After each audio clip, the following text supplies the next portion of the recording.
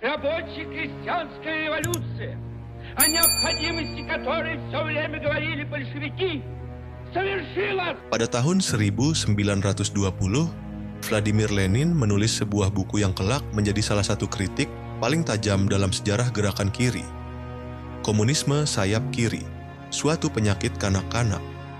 Buku ini lahir di tengah gegap gempita revolusi Rusia yang baru saja berhasil menggulingkan Tsar dan menginspirasi buruh di seluruh dunia.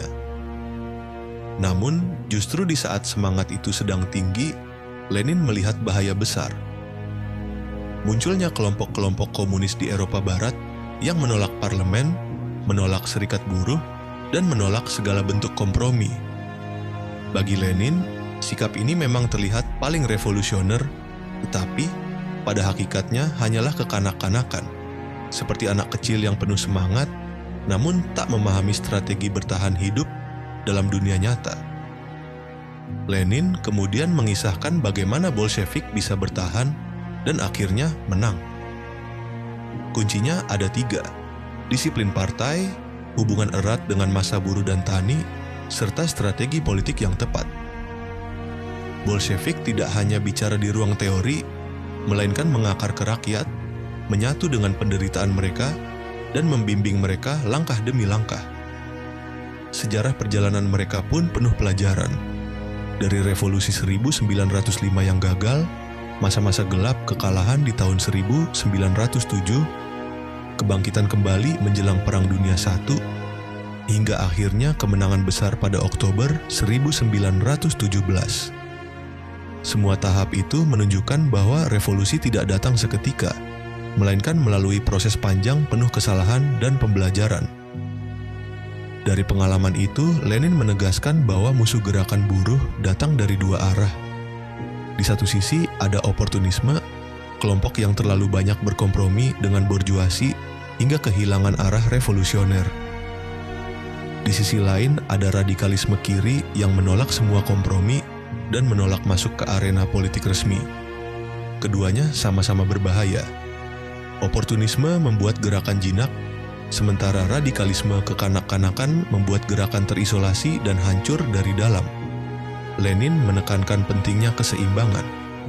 Tahu kapan harus maju, kapan mundur, dan kapan berkompromi demi langkah strategis yang lebih besar.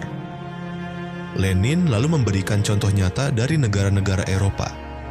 Di Jerman, kaum komunis yang menolak ikut pemilu justru kehilangan kesempatan untuk menjangkau jutaan buruh. Di Inggris, menolak bersekutu dengan partai buruh dianggap kesalahan, sebab partai itu menjadi wadah utama kaum pekerja. Bahkan di Italia, penolakan terhadap kompromi justru melemahkan gerakan itu sendiri. Lenin menyebut, ada kompromi dan kompromi. Tidak semua kompromi berarti pengkhianatan. Ada kompromi yang justru memperkuat posisi revolusi di masa depan. Bagi Lenin, kecerdasan politik terletak pada kemampuan membedakan mana kompromi yang berbahaya dan mana yang berguna. Akhirnya, pesan utama Lenin sangat jelas. Semangat memang penting, tapi tanpa strategi, semangat itu bisa berubah jadi bumerang. Revolusi bukan sekadar ledakan amarah, melainkan seni membaca situasi, mengorganisir kekuatan, dan tahu kapan harus mengalah untuk menang lebih besar.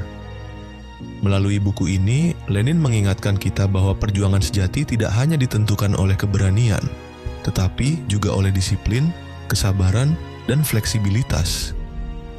Lebih dari 100 tahun kemudian, kritik Lenin terhadap penyakit kanak-kanak, komunisme sayap kiri, masih terasa relevan sebagai pelajaran abadi bagi siapa saja yang ingin mengubah dunia.